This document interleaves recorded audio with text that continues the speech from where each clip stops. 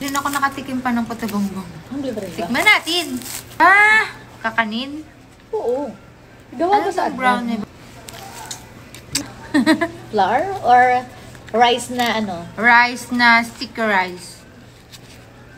I don't know. Ano naman kami sa English namin. Tapos i-mix mo daw yung cheese. Uy, na-miss ko tuloy yung kutsinta with cheese.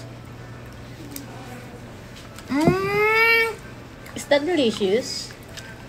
Tumili ka sa akin. Taste good? Purple. Or maybe it is made of glutinous rice? Para siyang espasol. Really? Pero parang hindi ganito dapat. Pull it. Basta iba. Ay, pull it. Pull the, ano. Whole na? Pull. Yeah. Pulpulin kita dyan eh. Right. Alam mo, ang maganda sa kanya, hindi siya sobrang tamis. Kasi ayoko na matamis, di ba? Tignan na ito pag matanda na te. Sakto lang para sa akin yung lasa niya. Yung nasa ibabaw.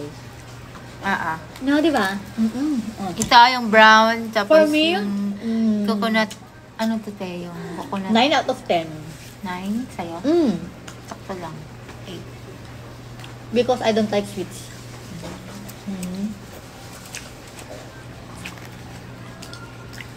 Ito ang Can nagpapasarap. I have some cheese? Sure. Hey, I just like you. I think Bakit that's pula not ng labi needed ko? because it's too salty. Cheddar cheese?